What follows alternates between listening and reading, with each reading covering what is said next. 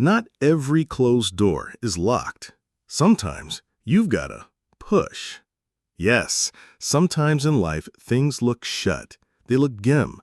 Opportunities seem unavailable. And dreams feel impossible. Sounds familiar, right? Yes. But what if the closed door isn't locked? What if all it takes is one step of courage? You see the job you didn't apply for because you thought you weren't qualified?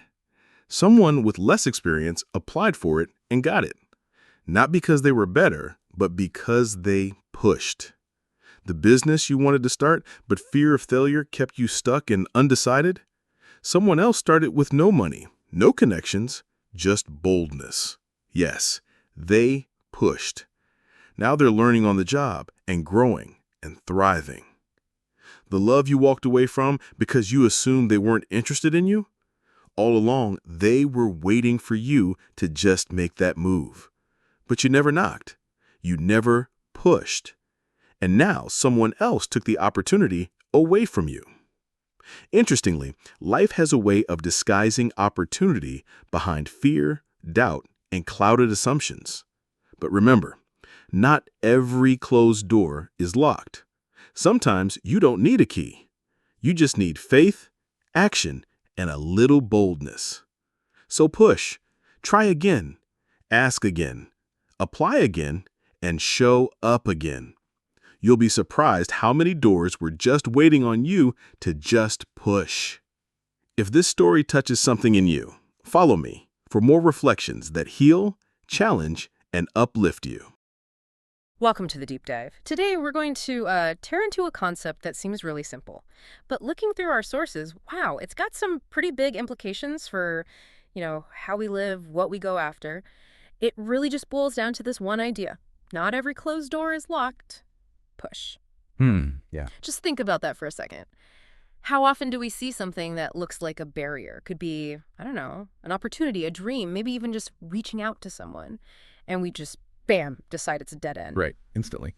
So our mission here in this deep dive is to really unpack that. We want to explore the why. Like, why do we hesitate so much? And how those things we think are obstacles, maybe they aren't so solid after all. And really, what does it actually mean to push, in real life, not just as an idea? Yeah, it's actually kind of remarkable how often the sources we looked at point to this really common human thing. We make these big limiting assumptions, about opportunities without ever really testing them. Without trying the door handle. Exactly. And what's really compelling, I think, is that overcoming these assumptions, these ideas we get stuck on, it often takes surprisingly little effort.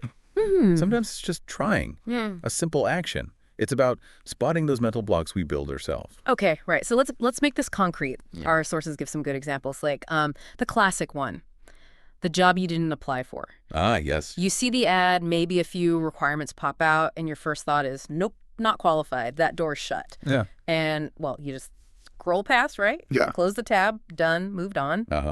And this is where it gets, well, honestly, a little frustrating when you really think about it, because the sources show again and again that someone else, maybe with less experience, maybe fewer direct qualifications than you, they throw their hat in the ring anyway, they apply for that exact job, and they get an interview. Maybe they even land the job. And it's not because they were somehow magically better. Yeah. It's just they didn't buy into the idea that the door was locked from the start. They just, tried the handle. They acted like maybe, just maybe, it wasn't locked. That's a bit of a gut punch, isn't it? Or, okay, think about that business idea, the one you've been kind of nursing, or maybe just sitting on. The someday idea. Right. Maybe it was fear of failing, or thinking, I don't know the right people, or, I don't have a ton of money, that kind of stuff. Just keeps you stuck, right? Pause. Our sources talk about this paralysis, always waiting for the perfect conditions. Meanwhile, and this is what the research suggests, someone else, maybe with even less money, or a plan that's not quite as polished. Yeah. They just start small. Maybe no capital, no big network, just boldness. Or you could call it like entrepreneurial impatience, maybe. Huh. I like that. Impatience. They didn't wait for the, the ribbon cutting ceremony. They just found a side door and nudged it open. And now they're learning as they go. They're adapting. They're growing. They skipped the whole overthinking part and just acted. It's not just about work or business, though, is it? Our sources dig into personal life too. Like, think about that person you felt a real connection with. You like them, but you just assumed, nah, they're not interested. Right. The internal narrative kicks in. So you didn't say anything, didn't make a move, never asked them out, never knocked on that door. And here's the really poignant bit sometimes. The sources often hint that maybe the whole time that person was actually giving off little signals, or maybe even just waiting for you to show some interest, to make the first move. Oh, man. But because you never pushed past your own assumption, well, that chance for connection just faded. Or maybe someone else, someone a bit bolder, stepped in. And this really points to a key bias the sources touch on. It's like a status quo biases. We kind of prefer things to stay the same. Yeah, it feels safer. Exactly. It feels less risky to just assume the door is locked and stay put, even if opening it could be great. So if we kind of zoom out, look at the big picture.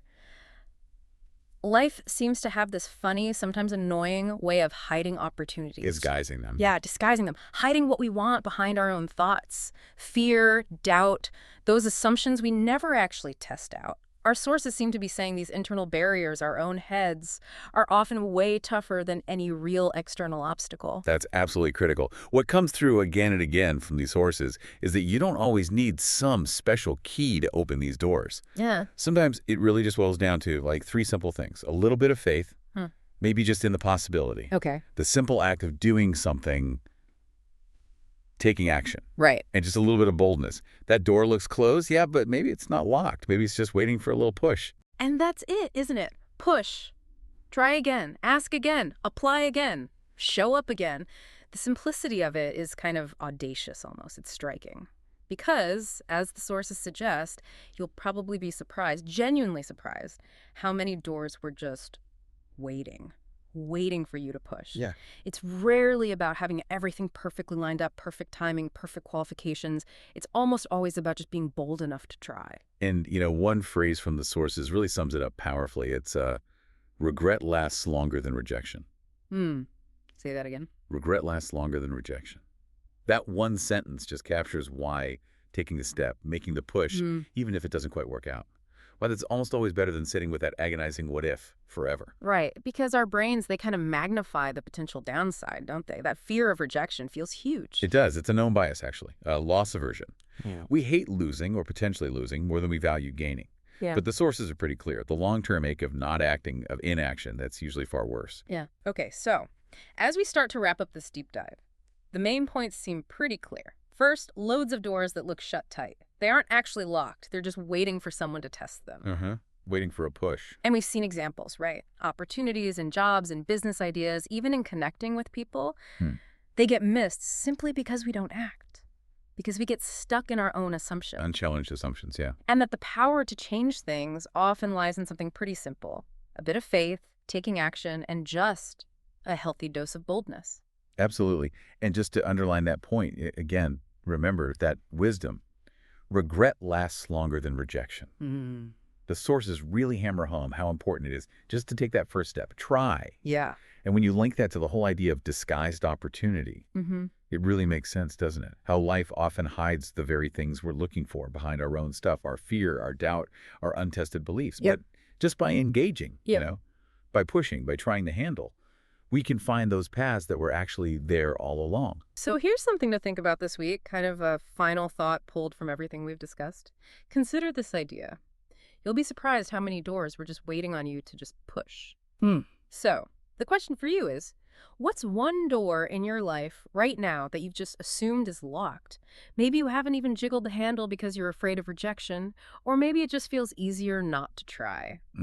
Good question. And what's one small, really small push you could actually try this week? Just a little nudge. You might be completely surprised by what opens up.